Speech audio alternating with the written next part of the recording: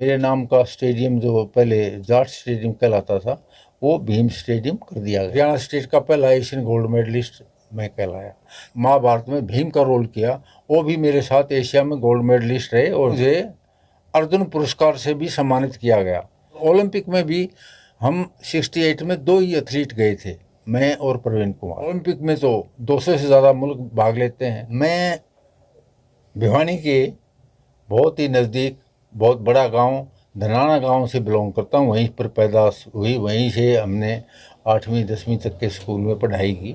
Asian game का opening 5वें Asian game का ओपनिंग गोल्ड मेडल मैंने जीता। मैंने 17 साल की उम्र में ही जाट रेजिमेंट सेंटर बरेली में आर्मी ज्वाइन कर ली थी। नमस्कार दोस्तों, मैं हूं आपका दोस्त विनोद शर्मा और फिलहाल आपके साथ एक ऐसे शख्स को लेकर के आया हूं जिसने देश का झंडा ऊंचा किया है और देश का नाम रोशन किया है।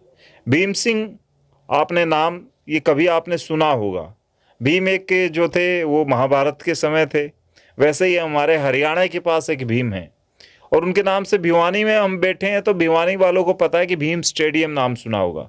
वो भीम स्टेडियम भी उनके नाम से ही है। उसके साथ साथ उनके नाम से भीम पुरस्कार है जो कि खिलाड़ियों को दिया जाता है हरियाणा सरकार की तरफ से। तो आप समझ गए होंगे कि ये व्यक्ति का कद जो है वो कितना बड़ा होगा। 82 साल के लगभग उनकी उम्र है और ओलंपियन रहे हैं हरियाणा के पहले, इसलिए इतने बड़े जो है पुरस्कार इनके नाम से दिए जाते हैं। कई स्टेडियम जो हैं बरेली और भिवानी में इनके नाम से बने हैं। तो फिलहाल भीम सिंह जी हैं हमारे साथ। स्वागत है सर आपका। धन्यवाद जी। हरियाणा के पहले ओलंपियन हैं आप। हाँ 1968 में आपने पहला ओलंपिक खेला हरियाणा की तरफ से। हाँ जी। तो किस गेम से आपने ये ओलंपिक किया था और कैसे आपकी शुरुआत हुई, थोड़ा सा हम आपके अतीत में लेके चलते हैं आपको। ज़रूर जी, बताऊंगा मैं। असल में मैंने 17 साल की उम्र में ही जाट रेजिमेंट सेंटर बरेली में आर्मी ज्वाइन कर ली थी और वहीं पर जाकर मैंने जो ना हाई जंप शुरू किया। मेरे बड़े भाई भी, जिनका नाम मुंशीराम था, वो 6 फीट तक हाई जंप करते थे, लेकिन मैंने बहुत जल्दी तकरीबन 6 फुट 4 इंच 5 इंच जो है भर्ती होने के 1 साल बाद ही मैं इतना जंप करने लगा। तो वहीं पर जाके मैंने सारी ट्रेनिंग, हालांकि उस टाइम जो आज की टेक्निक है फॉसबरी वो नहीं थी। ये 68 ओलंपिक में प्रोड्यूस हुई थी नई टेक्निक। स्टाइडल ही थी ज़्यादा या सीजर थी, तो उन्हीं टेक्निक में स्टाइडल से ही मैंने जंप किया। तो वहाँ के जो हमारे सीनियर थे वो ही जो कोच होते थे, क्योंकि उस टाइम तक तो NIS में कोचिंग सेंटर भी नहीं बना था। 62 में जो पहला कोर्स जो है NIS का पटियाला में हुआ था, तो बरेली से हमने चालू किया। उसके बाद 64 में मैं नेशनल चैम्पियन बन गया, 6 फुट 4 इंच 4.5 इंच करके। और फिर जो है ना 65 के नेशनल गेम बेंगलोर में हुए, वहाँ मैंने नया रिकॉर्ड किया था 2.01 मीटर। मेरे से पहले 1.98 6 फुट 6 इंच का रिकॉर्ड होता था। तो वहाँ पर मैंने 6 फुट 7 इंच से थोड़ा बहुत ऊपर किया और नया नेशनल रिकॉर्ड कायम किया। और उसी परफॉर्मेंस के बेस पर मुझे नेशनल गेम में बुला लिया गया, पटियाला में जो लगता है। और आगे होने वाले कॉमनवेल्थ गेम के लिए हमारी पटियाला में ट्रायल हुई, उसमें मैंने 2.04 मीटर हाई जंप करके और क्वालिफाई स्टैंडर्ड पार किया। तो कॉमनवेल्थ गेम उस टाइम जो है ना एक बड़ा जो है ना इवेंट होता था, क्योंकि सभी ब्रिटिश के जो कंट्रीज़ थे उनका ये एक महाकुंभ माना जाता था। जो जमैका में था, किंगस्टन कैपिटल थी, तो वहाँ पर हमें कुछ एक्सपीरियंस मिला। और हालांकि वहाँ मेरी प्लेस बहुत अच्छी नहीं रही, लेकिन एक्सपीरियंस काफ़ी ज़्यादा मिल गया। उसके बाद कुछ करीब 2-3 महीने के बाद में एशियन गेम होने वाला था बैंकॉक में, जो 1966 हरियाणा बना उसके 1 महीने बाद ही एशियन गेम था, 5वां एशियाई खेल। और उसमें मुझे मार्च पास्ट का मौका नहीं मिला, क्योंकि मेरा इवेंट पहला ही इवेंट था हाई जंप। तो उसमें लोगों की दुआ थी, भगवान की कृपा थी और मेरी मेहनत थी।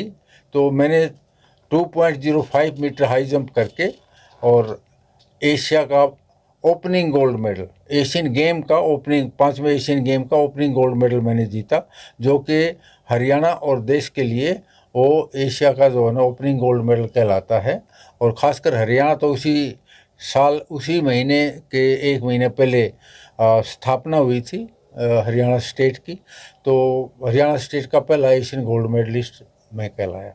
तो इस तरह से वहाँ से हमारी एक शुरुआत चालू हुई। और उसके बाद फिर 67 ओलंपिक आ गया। इसके बीच में कई बार जो है इंटरनेशनल कंपटीशनों में भाग लेने का मौका मिला, जैसे जर्मनी में भी मिला। 66 में हम जो ना सबसे पहले पूरी 7 मेंबर्स की टीम थी जो कॉमनवेल्थ में भाग लेने जमैका जा रही थी। तो पहले हमें रशिया में मॉस्को गए, मॉस्को से लेनिनग्राड, जो वहाँ की लड़ाई का रुख बदली किया था रशियन फौजों ने, जो जर्मनी की फौजों को पीछे धकेल दिया था। और उसके बाद जो काफ़ी उस टाइम सारा संयुक्त जो तकरीबन 20 कंट्री और जो ने रशिया के अंदर शामिल थे, USSR बोलते थे उसको। तो इस्टोनिया स्टेट जो है ना आजकल अलग जो देश बन गया, वहाँ पर हम तकरीबन जो प्रैक्टिस के लिए और कंपटीशन के लिए गए। और भी कई जगह जो है ना मतलब तकरीबन 1 महीना रशिया में रहे हम। जर्मनी में भी 1970 में हम जो है ना गए, वहाँ भी जो है ना कई कंपटीशन किए। इसी तरह से मतलब कंपटीशन बीच में होते रहते थे, लेकिन मेजर एशियन गेम और कॉमनवेल्थ गेम और ओलंपिक, ये 3 बड़े जो है ना इवेंट होते हैं जिसके अंदर 80 से ज़्यादा देश भाग लेते हैं। और ओलंपिक में तो 200 से ज़्यादा मुल्क भाग लेते हैं। तो 1900 मैं आपको 68 तक का बता चुका। इस दौरान मुझे अर्जुन पुरस्कार से भी सम्मानित किया गया। तो 1967 में भारत के राष्ट्रपति डॉक्टर जाकिर हुसैन द्वारा जो है ना मेरे को भारतीय खेल प्राधिकरण के रिकमेंडेशन से अर्जुन पुरस्कार दिया गया। और मेरे साथ आप लोगों ने कई बार नाम सुना होगा प्रवीण कुमार, जो बाद में महाभारत में भीम का रोल किया, वो भी मेरे साथ एशिया में गोल्ड मेडलिस्ट रहे। और जब वो हैमर और डिस्कस थ्रो करते थे। और ओलंपिक में भी हम 68 में 2 ही एथलीट गए थे, मैं और प्रवीण कुमार। बाकी 3-4 रेसलर थे, हॉकी टीम थी। तो बहुत छोटा कंटिजेंट जो है ना मैक्सिको ओलंपिक में भाग लेने के लिए गया था। तो उसके बाद 69 में मेरे को एक और आर्मी का सबसे बड़ा पुरस्कार कहलाता है, जो कि फील्ड मार्शल मानेकशॉ द्वारा दिया गया, best services sportsman of the year, सेनाओं का सर्वश्रेष्ठ खिलाड़ी। तो वो एक ही प्लेयर को मिलता है, चाहे वो हॉकी में हो, चाहे वो रेसलिंग में हो, चाहे वो एथलेटिक्स में हो। तो मेरी उपलब्धियों को ध्यान में रखकर मेरे को 69 का जो best services sportsman of the year field marshal Manekshaw द्वारा दिया गया। फिर 70 में फिर कॉमनवेल्थ गेम हुए, जो कि स्कॉटलैंड की कैपिटल एडिनबर्ग, लंदन से कुछ दूरी पर है, वो थोड़ी नहीं, कम से कम 500-600 किलोमीटर दूर है। तो वहाँ पर हम जो भारतीय टीम, ज़्यादा लंबी चौड़ी टीम नहीं होती थी कंट्री की उस टाइम, जो है ना 6-7-8 जो लोग जो होते थे उस टीम में, ज़्यादा नहीं। तो वहाँ पर मैंने 2.06 मीटर किया, हालांकि बेस्ट किया अपनी तरफ से, अपना जो पहले रिकॉर्ड से बेटर किया, लेकिन मेरी 4th प्लेस रही उसमें जी एडिनबर्ग में। उसके बाद फिर दूसरा एशियन गेम हुआ, वहाँ पर फिर मैंने दूसरा मेडल जीता। हालांकि गोल्ड मेडल से मैं चूक गया थोड़े से डिस्टेंस से, सिर्फ 2 सेंटीमीटर से, लेकिन मैंने मेडल फिर भी भारत के लिए लिया। और वहाँ भी मैंने 2.06 मीटर हाइट के लिए रखी। तो आपने 2 एशियन गेम्स में मेडल लिए हैं। 2 एशियन गेम में मेडल लिए और कॉमनवेल्थ में 4th प्लेस ली। ओलंपिक में मैंने 2.09 की करके, करीब 6 फुट 11 इंच के करीब करके, 60 फीट से थोड़ा कम करके बेस्ट परफॉर्मेंस अपनी ज़िंदगी की सबसे ऊंची कूद लगाई। और वो रिकॉर्ड मेरा तकरीबन 25 साल तक भारतीय राष्ट्रीय रिकॉर्ड रहा, जी काफ़ी लंबे टाइम। तो आजकल जो है ये रिकॉर्ड किस लेवल तक पहुंचा है, कितना रहता है इसमें स्कोर? अभी इंडिया का रिकॉर्ड 224 है और वर्ल्ड रिकॉर्ड तो बहुत ज़्यादा हो चुका है, 240 से भी ऊपर निकल गया है। जी। तो इंडिया में क्या कमी रहती है? यहाँ पे इस तरह के ऊंची कूद वाले प्लेयर हैं नहीं, या हाइट की वजह, या कोई और जेनेटिक कोई देखो इश्यू होते हैं? कमी कोई नहीं है।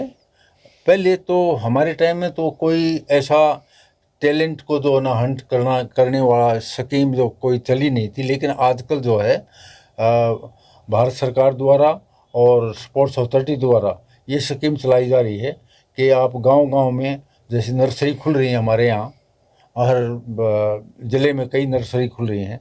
उसके बाद दूसरे और भी जो ना बड़ी मतलब जैसे NIS की तरफ से भी जो ना, जैसे हमारे यहाँ कुरुक्षेत्र में भी है, हिसार में भी है और सोनीपत में भी है। तो इस तरह की कई जो है ना मतलब हमारी भारतीय खेल प्राधिकरण चलाती है, कुछ जो है ना हमारे हरियाणा स्टेट चलाता है।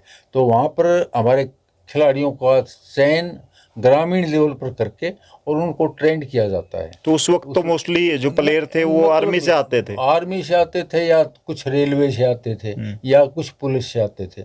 वहाँ पर ही थोड़े बहुत ग्राउंड होते थे।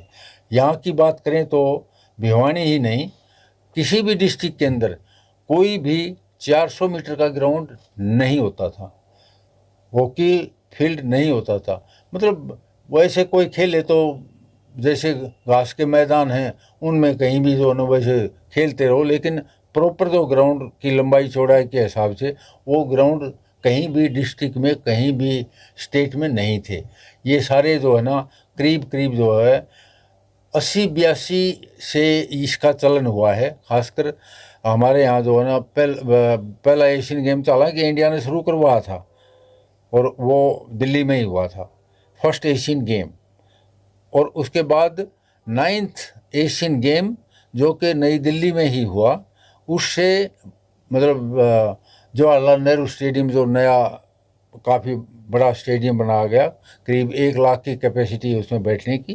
तो उसी में जो है ना ओपनिंग, उसी में क्लोजिंग हुई।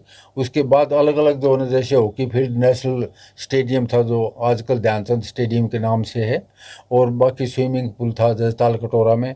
इस तरह से बाकी इंदिरा गांधी स्टेडियम में इंडोर स्टेडियम था जिसमें रेसलिंग, वॉलीबॉल ऐसे कई गेम होते थे। तो पूरा जो दिल्ली में ही ऑर्गेनाइज हुआ था। साथ तीरंदाजी जैसे करणी सिंह शूटिंग रेंज। तो मैं और बीच में आपको बताऊं, करणी सिंह जी महाराजा बीकानेर जो शूटिंग के बड़े शौकीन थे, वो ओलंपिक में हमारे साथ मैक्सिको में दो शूटिंग के मेंबर थे। एक तो मिल्खा सिंह, एक महाराजा पटियाला के जो है प्रपोतर ये महेंद्रा के लड़के रणधीर सिंह जी, ये भी शूटिंग करते थे। तो मिल्खा सिंह आपके वक्त के प्लेयर रहे हैं, आपके साथ हमारे खेलते? साथ खेले हैं, लेकिन हमारे से सीनियर थे वो। अच्छा। हमारे से पहले उन्होंने ओलंपिक में भी भाग ले चुके थे और 4th प्लेस में रोम ओलंपिक में ली थी उन्होंने। और उससे पहले एशिया का गोल्ड मेडल वो 62 का जीत चुके थे। हमारे से करीब जो ना 8-10 साल सीनियर थे वो। अच्छा, एक बात बताएं, जैसे आप हरियाणा के पहले ओलंपियन रहे हैं, मिल्खा सिंह की फिल्म देख ली तो लोग मिल्खा सिंह को ज़्यादा जानने लगे। आप लोग आज तक भी थोड़े से समाज से या आज का नया यूथ है उनसे दूरी रहती है, गैप रहती है, लोगों तक इतनी इन्फॉर्मेशन है नहीं। तो पहले तो थोड़ा सा ये बताएं आप कहाँ से बिलोंग करते हैं, और इतना क्यों आपको अंतर थोड़ा सा गैप रहता है कि लोग आपको नहीं जान पा रहे हैं। नया खिलाड़ी है, उसके तो बहुत सारे चर्चे होते हैं, उस पर भी बात करेंगे। कहाँ से बिलोंग करते हैं और आप इतने गायब से क्यों रहे? मैं भिवानी के बहुत ही नज़दीक बहुत बड़ा गांव धनाना गांव से बिलोंग करता हूं। वहीं पर पैदाश हुई, वहीं से हमने 8वीं 10वीं तक के स्कूल में पढ़ाई की और उसके बाद आर्मी में भर्ती हो गए। उसके बाद मैंने डिफरेंट नेशनल कैंप में या जो ना कोचिंग के तौर पर मैंने जो ना पटियाला में एज ए कोच भी, एज ए बेंगलोर में भी, क्योंकि उस टाइम सिर्फ NIS पटियाला ही एकमात्र जो सेंटर था जो खिलाड़ियों की प्रैक्टिस वहाँ पर होती थी, सारे ही, चाहे वो रेसलिंग का हो, चाहे वो जिम्नास्टिक का हो, चाहे स्विमिंग का हो। लेकिन अभी बेंगलोर में बहुत बड़ा सेंटर खोला हुआ है भारतीय खेल प्राधिकरण ने, और अहमदाबाद में बहुत बड़ा सेंटर खोला हुआ है। इसी तरह से ये जैसे NIS की तरह ही एक ब्रांच हमारे जोशी चौहान साई की ब्रांच है, वहाँ पर है। जी। तो उसके बाद में जो है ना इन भिन्न भिन्न जो है ना मतलब कैंपों में पहले खुद भाग लेता रहा, उसके बाद जो ना एज ए कोच, क्योंकि मैंने 1975 में NIS कोर्स कर लिया था, जो 1 साल का कोर्स होता है। तो उसके बाद जो है ना आमतौर पर अच्छे खिलाड़ी को इंडियन गवर्नमेंट या जो है ना हमारी IOA समझिए या एथलेटिक्स फेडरेशन, वो उनको कोच जरूर लगाती है। तो फिर 82 में भी मेरे कोच रहा, लेकिन बाद में मैंने जो है ना यहाँ से शिफ्ट करके, क्योंकि बच्चों को भी थोड़ा पढ़ाई का ध्यान देना था, और मैंने जो है ना फरीदाबाद में, अभी फ़िलहाल मैं फरीदाबाद में सेटल हूँ, लेकिन गांव तो गांव ही रहता है, वहाँ तो कोई जो संबंध टूट नहीं सकते। लेकिन गांव के से आपके ज्यादा खिलाड़ी निकले नहीं है उतने आजकल। नीतू सिंह तो थोड़ा सा है, नहीं, नीतू गणगस, एक लड़की और भी है जी हमारी, साक्षी है शायद, वो और हाँ साक्षी है ढांडा है बॉक्सिंग जी में। बॉक्सिंग में। लेकिन उतना ज़्यादा आपके गांव से खिलाड़ी निकले नहीं हैं जो कि ओलंपिक तक या उस तरह की तैयारियां करें। मोस्टली गांव के प्रीवियस में कबड्डी की तैयारी करते हैं बच्चे, या और कई ऐसे गेम जो ओलंपिक का हिस्सा ही नहीं होते। तो असल में हाँ, आपने गांव के साथ जुड़ के इस तरीके से, या इस भिवानी के लोगों के साथ जुड़ के कोशिश की कुछ यहाँ से ओलंपियन और तैयार हों? नहीं, इतनी ज़्यादा कोशिश हम नहीं कर पाए। और दूसरा, जैसे हमारा एक बहुत टेक्निकल इवेंट था, हाई जंप, या आप जो ना पोल वॉल्ट कहें, तो सबसे ज़्यादा टेक्निकल इवेंट होते हैं ये। और इसमें बहुत ज़्यादा ट्रेनिंग की, कोऑर्डिनेशन की, फ्लेक्सिबिलिटी की और स्ट्रेंथ की ज़रूरत होती है। तो इस तरह जो ना मतलब हम ये कहेंगे कि गांव में उतना मतलब टैलेंट, प्रोत्साहन नहीं मिल पाया कि वो नेशनल या इंटरनेशनल तक पहुंच सकें। फरीदाबाद भी इतना जो टैलेंट वाली जगह नहीं है, क्योंकि वहाँ का एरिया में थोड़ा सा अपने से कम स्ट्रेंथ की कमी है और मेहनत की कमी है। यहाँ जो है ना हमारे भिवानी में मेहनत ज़्यादा करते हैं, और ख़ासकर जो आप बता रहे हैं कबड्डी और बॉक्सिंग, क्योंकि बॉक्सिंग में शुरू में मेरे साथ जो उसी 5वें एशियाई खेलों में गोल्ड मेडल लिया था, ये हमारे हवा सिंह जी, तो उनको कोच लगा दिया था यहाँ पर। बल्कि वो हमने प्रयास किया था 82 में, हम जो चीफ एडमिनिस्ट्रेटर थे अपने हरियाणा के, उन्होंने आश्वासन दिया था, तो उसके बाद में हवा सिंह जी को यहाँ पर कोच लगा दिया था। वहाँ जो साई सेंटर है हमारे यहाँ बॉक्सिंग का, उससे कई खिलाड़ी हमारे अंतर्राष्ट्रीय लेवल पर निकले। जैसे उसमें विजेंद्र सिंह या अखिलेश या जितेंद्र, ऐसे जो है मतलब नेशनल चैंपियन तो कई लोग निकले।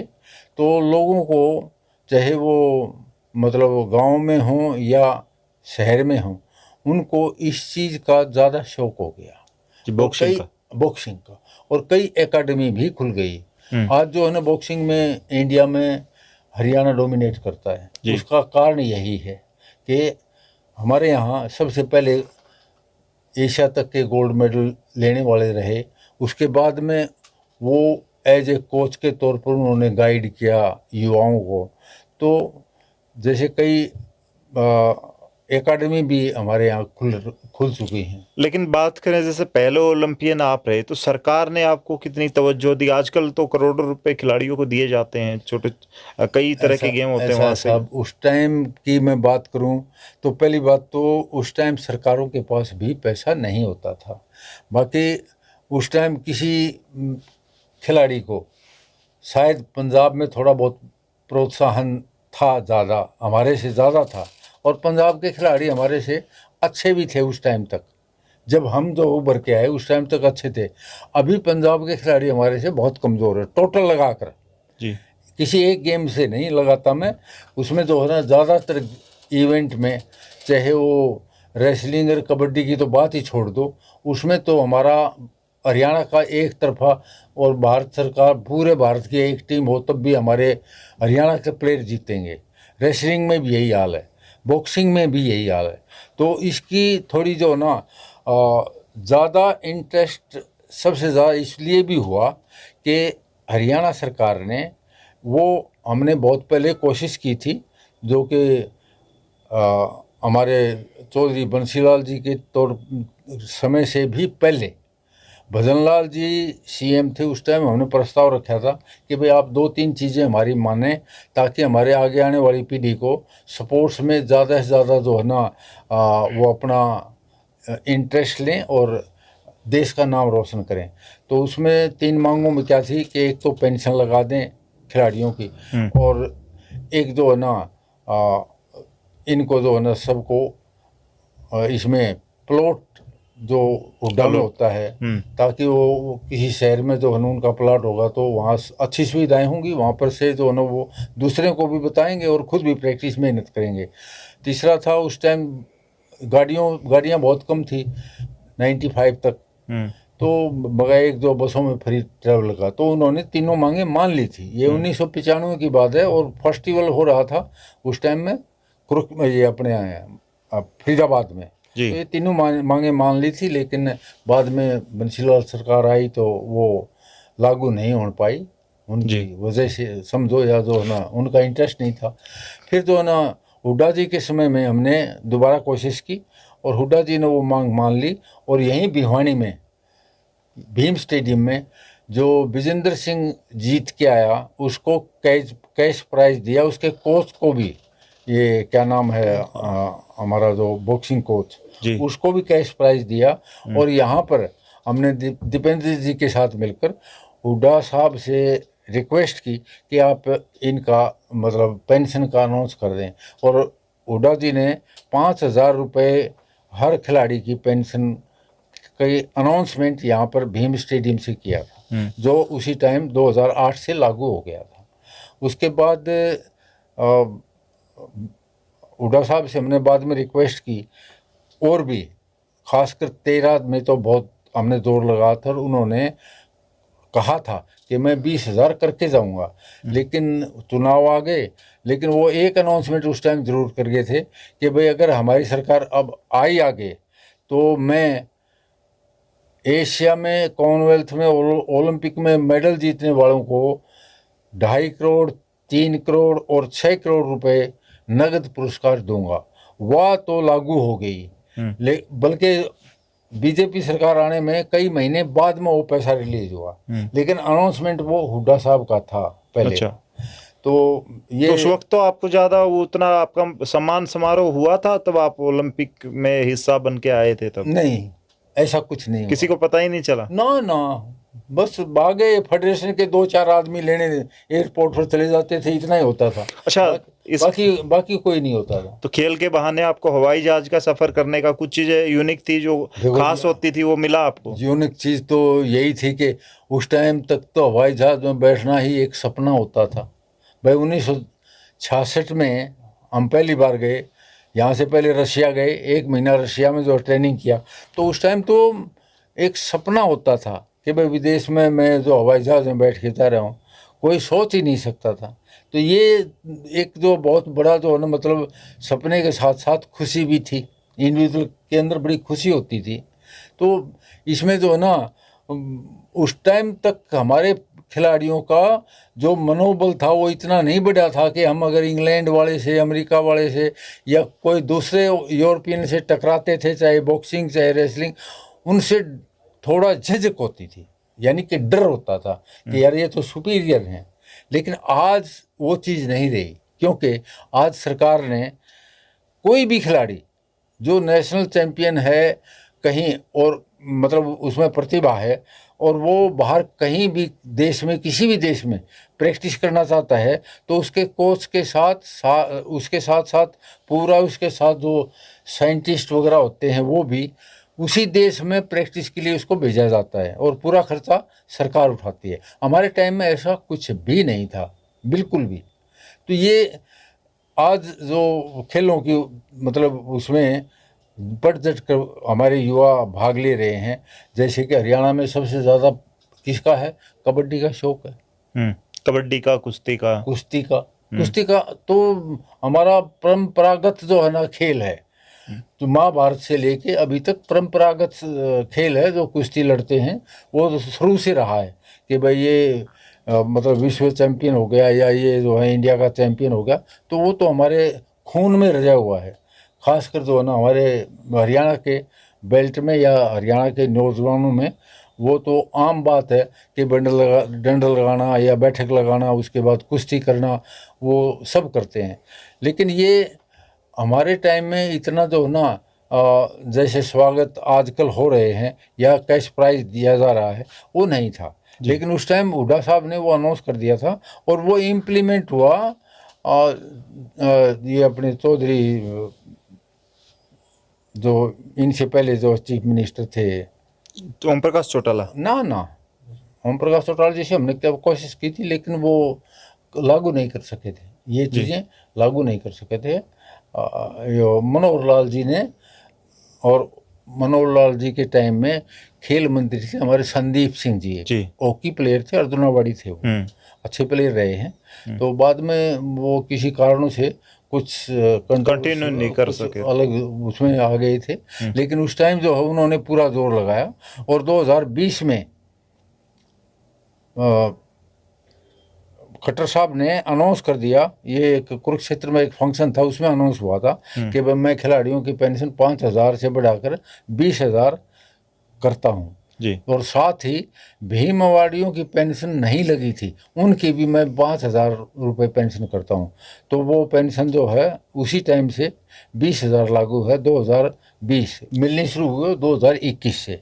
अच्छा, सभी जी। सरकार ने आपके सम्मान में ये कौन से स्टेडियम वगैरह या पुरस्कार क्या कुछ जारी किए हैं? वो सबसे ज़्यादा तो हमारी आर्मी में, जैसे मैं जिस रेजिमेंट से रहा हूँ, उन्होंने 2009 में एक बड़ा फंक्शन, हमारे रियूनियन होती है वहाँ पर, तो सभी पलटनों के जो है प्रतिनिधि आते हैं और अपने अपने वो रखते हैं वहाँ पर कि भाई और क्या प्रोग्रेस और क्या जो नया होना चाहिए हमारे रेजिमेंट के लिए। क्योंकि हमारी करीब जाट रेजिमेंट 350 साल पुरानी रेजिमेंट है, बहुत पुरानी रेजिमेंट है। तो समय समय पर उसमें कुछ बदलाव होते रहे हैं।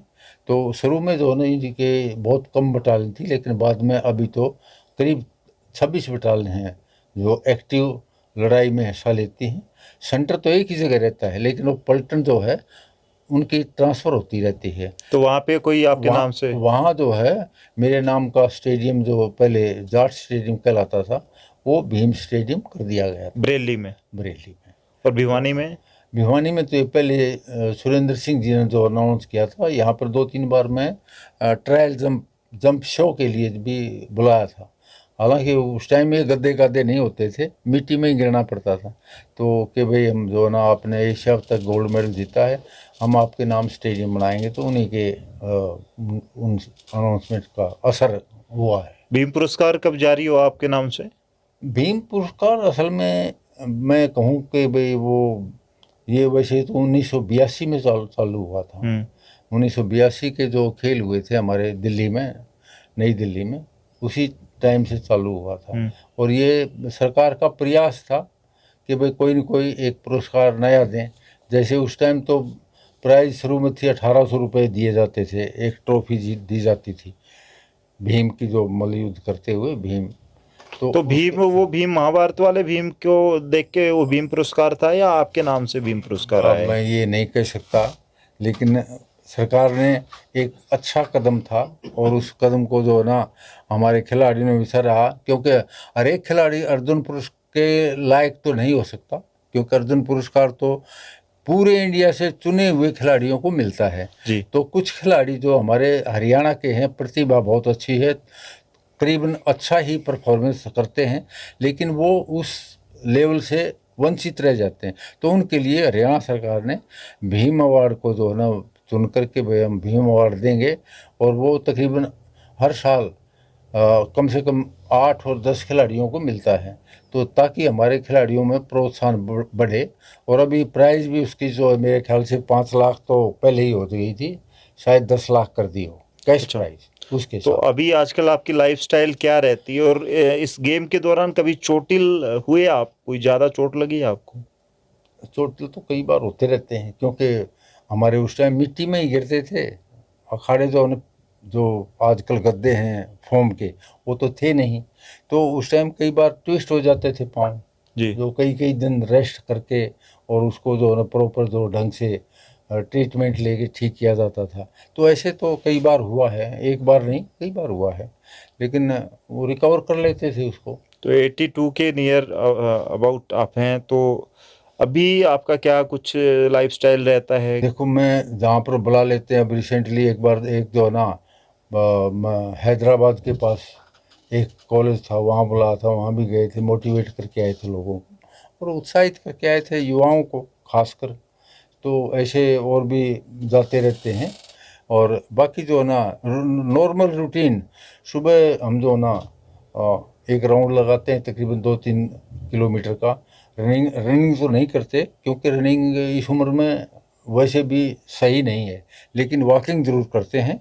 और उसके बाद कुछ योगा की एक्सरसाइज, मतलब ज़्यादा हार्ड नहीं, हल्की जी। वो एक्सरसाइज करते हैं। और जी। उसके बाद शाम को तो ज़्यादा नहीं है, बाकी नॉर्मल जो है ना लाइफ और नॉर्मल ही खाना, बहुत ज़्यादा वो भी नहीं। तो रूटीन बहुत बढ़िया रहा है।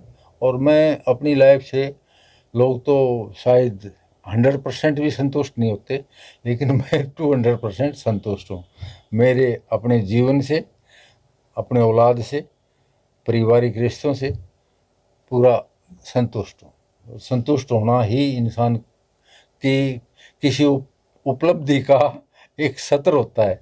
मतलब आप घर से अगर कोई चिंतित होंगे तो अच्छी परफॉर्मेंस नहीं दे सकते। ये मैं खिलाड़ियों को भी बताता हूँ कि भाई आप सारी चीज़ भूल के अगर कोई खेल में हिस्सा लेना है तो खासकर कंपटीशन के टाइम वो सारी चीज़ भूल जाओ और सिर्फ जो ना आपका उसी के ऊपर ध्यान रहे कि मैंने कैसे, चाहे वो थ्रो करना है, चाहे वो जंप करना है, लास्ट स्टेप कैसे लेने हैं, उसके बाद मतलब आपने वो थ्रो है तो रिलीज कैसे करना है।